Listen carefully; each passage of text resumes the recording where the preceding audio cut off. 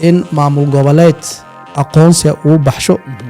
gacanta waxa ku haya maanta waxa weeye ninka la yiraahdo madaxweyne xasan sheekh iyo prime minister xamse laakiin maxbuusku qadiyadiisu ma ahayn calanka loo xiray maamul goboleed walba oo Soomaaliya kamid ah marka laga soo reebo waxa weeyaan Puntland iyo mataqaana Somaliland inta kale midba waxba ka dhiman SSC dooranaysa federaalka mise Puntland hogaamiye firdhiye halkuu ka keenaya gobolada kale ee aan hayday ee sharcigu au farayo kulanti wacan wanaagsan daawadayaal ku soo dhawaada waraysi gaar ah oo aan ka qaadayo Cabdiraxmaan Maxamed Cabdille aqoonyahan iyo siyaasi u dhow daloola arrimaha siyaasadda Soomaaliya oo ku sugan gobolka Minnesota soo dhawaad Cabdiraxmaan wariye Shucayb Obsiye waan dhawahay waana mahadsantahay sidoo kale waxaan jeclahay inaan u mahadceliyo bahda Moon Media mar kale waa ku mahadcelinayaa waad mahadsantahay waxaan rabaa inaan ku weydiiyo deegaanada SSC xiisad siyaasadeed ayaa ka taagan sanadihii la soo dhaafay iyadoo markii ugu horeysay dowladda federaalka ay ku dhawaaqday inay aqoonsatay safarkii ra'iisul wasaaraha Soomaaliya kadib waxa dhashay kala shaki maamulka Puntland iyo hogaamiyaha sare ee hayday SSC Khaatumo yay aaminaysa yaa saaxiib dhab u ah ma Puntland mise dowladda federaalka oo hadda soo gashay garabkeeda waxaan leeyahay SSC Khaatumo maanta waxay u baahan tahay saaxiib walba oo xagga arrimaha siyaasadda ah way u baahan tahay waxay u baahan tahay saaxiib inay ka hesho maamul goboleedka dowladda Puntland sidoo kale waxay u baahan tahay inay saaxiib ka hesho dowladda federaalka sidoo kale waxay u baahan tahay stakeholderska kale ee arrimaha siyaasadda Soomaaliya dhamaantood inay saaxiib ka wada hesho sababta waxa waaye maamulka wuxuu maanta ku jiraa xaalad curdun ah marka in la gardaadiyo way u baahan tahay in gacanta la qabto ay u baahan tahay in garab la siiyo ayuu maamulku u baahan yahay Puntland waxa ay si buuxda u garab istaagtay SSC tan iyo intii ay ku jirtay dibudhiskeeda siyaasaddu waxa la yiraahdaa malahan saaxiib joogta laakiin dan joogta ay leedahay xaalku waa kala dooro waayaha SSC dooranaysa federaalka mise Puntland horta marka uu horeyso waxaan rabaa Shucayb in aan ku sheego dadka reer SSC Khaatumo abaal weyn iyo mahadnaq weyn waxay u hayaan maamul goboleedka Puntland iyo shacabkeeda way u hayaan sababtoo ah waxa weeye garab istaagii u muujiyeen xilligii halganka lagu jiray magaalada Laascaanood dadka deegaanka u difaacanayay deegaankiisa iyo maamulka marka horta mar walba mahadnaqaas iyo abaalkaas Puntland waa loo hayaa marba xaalad baa la joogay marba stage baa la joogay stageka maanta la joogo maamulka SSC Khaatumo waxa u baahan yahay garab istaag weyn iyo waxa weeye taageero weyn in uu ka helo dowladda federaalka sababtoo ah waxa weeyaan lajatamasiga in maamul goboleed aqoonsi uu baxsho gacanta waxa ku haya maanta waxa weeye ninka la yiraahdo madaxweyne xasan sheekh iyo prime minister xamse marka SSC Khaatumo iyadoo ay fiirinayso danaheeda xagga siyaasadda waxay xooga saartay in xiriir fiican la yeelato dowladda federaalka marka waxaad leedahay SSC maanta saaxiibkeedu waa dowladda federaalka jawaabtaas maraba inaan dhaho laakiin waxaan rabaa inaan iraahdo maanta baahi weyn ay u qabtaa dowladda federaalka taariikh ahaan markaad fiirisid waxa mar walba ku jiifay oo dowladda federaalka ahayd markaad fiirisid dhowr jeer oo SSC Khaatumo u dhawaatay in la aqoonsado waxa mar walba laga soo celinayay xafiiska Villa Soomaaliya ama prime ministerka xafiiskiisa ha ahaato ama madaxweynaha xafiiskiisa ha ahaato marka waxaan isleeyahay halkaas in laga helo waa muhiim aqoonsiga iyo garab istaaga iyo taageerada laakiin dad badan waxay xasuusan yihiin dowladii ku meel gaarka ahayd madaxweyne Shariif Sheekh Axmed waxay ku dhawaaqday inay aqoonsatay maamulka SSC aqoonsiga dowladda federaalka ee hadda yimiday muxuu kaga duwan yahay dadka qaarkood waxay leeyihiin waa aqoonsi ay dana siyaasadeed ka leeyihiin madaxda federaalku ee ma ahan mid sharciyada waafaqsan kaas labo arrin baa jirtay waagaas kow horto aqoonsigaas madaxweynaha markuu baxshay xafiiska prime ministerka laga soo diiday oo markaas waxay cabdiweli gaas ayaa ahaa prime minister tan labaadna waxaa weeye dadka shacabka oo markaas sida hadda ay midnimadooda u muujiyeen rabitaankooda u muujiyeen halgankooda u muujiyeen markaas waxa weye division weyn kala qaybsanaan weyn oo dhexdooda ah ayaa jiray oo weli waxa weye qaarna waxay ku jireen maamulka Somaliland qaar waxay aaminsanaayeen maamulka Khaatumo oo marka Cali Khalifa uu hogaaminayay Allah naxariiste qaarna waxay ku jireen maamulka Puntland laakiin maanta yani ma dhicin isnimadii deegaanka intay isku wada yimaadeen in ay yiraahdeen anagu maamul goboleed baan nahay yani waxa weye shirkii February 6 2023 waxa xasuusata in ay yiraahdeen anagu magacaasaan leenahay dadkaasaan nahay aqoonsigaasaan rabnaa halkaasaan u soconnaa hadafkaasi ujeedadaasaan leenahay taa hore umaysa dhicin xataa isimada ayaa markaas waxa weye tafaraaruq dhexdooda ku jiray laakiin maanta waxaad u malaysaa taas saaxadda siyaasadda in laga soo gudbay maanta waxaa lagu jiraa marka yani waxa weye heer ay ku qasbanaatay yani dad badan waxay u malaynayaan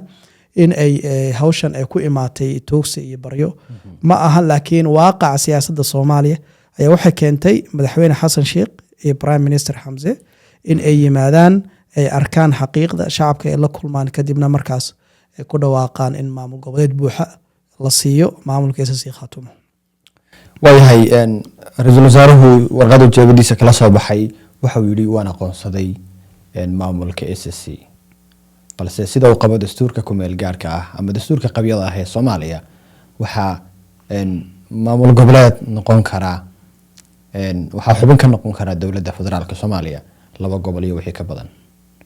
halkii ka keenaysa SSC ama maamulka Khaatumo hogaamiye firdhiye halkuu ka keenaya gobolada kale ee aan hayday ee sharcigu au farayo su'aashaas waa su'aal technical ah waana su'aal iyadana meesha ku jirta hadaad aragtay bayaankii la soo saaray iyo aqoonsigii prime minister uu soo saaray waxa ku qornaa waxa lagu sii dhameystiri doonaa maamul goboleedka SSC Khaatumo shirar dadku ay leeyihiin dadka deegaanka ay qabsanayaan marka inta ka maqan waxa loo baahan yahay markaas in ay dadka deegaanka isku yimaadaan isimadooda waxgaradkooda aqoonyahankooda dadka kala duwan bahda bulshada dhamaan inta isku yimaadaan in la yiraahdo dadka naga maqan sidee ugu soo dari karnaa balse hadda waxa weeye aqoonsigaas ay bixisay dawladda federaalka wuxuu ka dhigan yahay aqoonsi buuxda oo maanta uma baahna aqoonsi kale inay raadsadaan haddaad dhinaca kale fiirisidna waxaad arkaysaa maamul goboleed walba oo Soomaaliya ka mid ah marka laga soo reebo dee waxa weeyaan Puntland iyo mataqaanaa Somaliland inta kale midba waxbaa ka dhiman marka hadda markii la fiiriyay yani inta baaxadda dhulka ay maamulka SSC Khaatumo ay maamusho dadka sida ay ugu heelan yihiin marka la fiiriyo xataa horumarka ay gaartay 2 sano ay mataqaanaa deegaanku horumariyay deegaanka oo markaas waxa weeye wax caawitaan ah ama garab ah ama support uusan ka helaynin meel kale marka waxaan isleeyahay dawladda federaalka laftirkeeda qiimo ku filan way sameysay oo markaas ay dhehayso alay maanta waxa la joogaa waqtigii indhihiina aydan ka leexin lahayn oo xaqiiqda awaajihi lahayn SSC waxay sii daysay maxaabiis weliba loo xiray calankii Soomaaliya dad badan oo baraha bulshada ka aragti dhiibtay waxay dhahdeen waa fal aan ku habooneyn maxaabiista waxaysan iyagu jecleen in hayday loo xiro arintaas sideed u aragtaa adigu anu aragtideeda waxa weeye arinkaas kulay meeshana ma joogin laakiin maxaabiista mid baan kuu sheegayaa 2 sano hadda maxaabiista ee magaalada Laascaanood ay ku xirnaayeen marka aan wareystay waxaa la ii sheegay sida ugu fiican in loola dhaqmay tan hadda dharka loo gelinayana ay un ka turjumayso macnaha waxa weeye qadiyada iyo mabdii loo dagaalamayay caalamka in la tusiyo Soomaalina la tusiyo laakiin maamulka Somaliland oo ciidamada laga qabtay iyagu waxay sheegeen in askartoodu maxaabiista loo sii daayay inaysan ku qanacsaneyn dharkii loo soo xiray anigu waxaan isleeyahay marnaba Somaliland kuma qanacsanaan lahayn Somaliland iyo Soomaaliya yaa nabad ka keeni kara Laascaanood sida cad oo hadda muuqata waxaan isleeyahay dawladda federaalka doorkeedii maqnaa deegaamada SSC Khaatumo ka maqnaa muddo hadda 30 sano ah way ku soo celisay awoodeedii way soo celisay joogitaankeedii way soo celisay waxaan is leeyahay dowladda federaalka ayaa u dhow in ay nabad ka keento safarkii hadda prime ministerka ahaana sida uu sheegay nabad iyo midnimo ayuu ahaa marka safarkaas waxaan is leeyahay guushii ugu weyneed waa laga gaaray Somaliland waxa ay si cad u sheegtay war-saxaafadeed uu jeediyay madaxweynaha Somaliland wuxuu yiri Somaliland kama tanaasuleyso dhulkeeda Shucaybow waxa is leeyahay siyaasaddu waa real politics ayuu dhihi jiray wasiirka arrimaha dibadda ee hore Henry Kissinger real politics waxa weeye xaqiiqda marka waxa yaala dhulka in la wajaho 2+2 = 4 hadaa ka soo saartay 10 adeeg ku adkaanaysa marka dambe waxa laga yaabaa laftarkaaga inta qaadan weysid inaa xanuunsato ama aad ku dhufato marka yaani waxa weeye waxyaalo fara badan waxa jira qofku iska dhigi karo laakiin xaqiiqdu waxay tahay laga bilaabo yaani garowga korkeeda ilaa la gaarayo og ilaa dhinaca kale la gaarayo Buuhoodle ilaa dhinaca kale la gaarayo deegaamo fara badan oo kamid ah Sanaag yaani maamul ba hadda ka dhisan oo ka taliya maamul goboleed baa ka jira marka madaxweynaha yaani waxa weeye Somaliland uma furna hadda yaani waxaan ka ahayn wada hadal xagga miiska inuu soo fadhiisto oo yiraahdo sidee nabad ugu wada noolaan karnaa sidee mataqaanaa dad daris ah u wada noqon karnaa sidee dad ehel u noqon karnaa ila dadku waa dad isdhalay waa dad daris ah waa dad soo wada noolaan jiray isku dhaqan ah marka waxaan isleeyahay albaabka kaliya hadda u furan taas way waxaan laga filayaa in uu wadadaas qaato SSC sawir ma ka bixin kartaa halkay aadayso mustaqbalka SSC Khaatumo Shucaybow waa maamul goboleed buuxa oo maanta dowladda federaalka ay aqoonsatay waxay rabtaa sida maamul goboleedyada kale in xaqeeda u hesho deganaansho u hesho nabad ay u hesho waxaan isleeyahay waxa weeyaan talaabada ugu horeeyay madaxweynaheeda uu qaaday inuu ku xirmo Muqdisho iyo madaxweyne Xasan Sheekh wax weyn ay ka taraysaa deegaankaas wuxuu ahaa sidaad ogtahay deegaan disputed ah la isku haysto xaqa shacabka iyo dadka deegaanka meesha deganna wax badan maysan heli jirin khayraadka resourceskana uma iman jirin oo dhexda ayaa lagu qaybsan jiray maanta marka in mataqaana hay'adaha caalamka ee magaalada yimaadaan deegaanka ay yimaadaan in maanta waxa weeye dadka deegaanka ee leader ay yeeshaan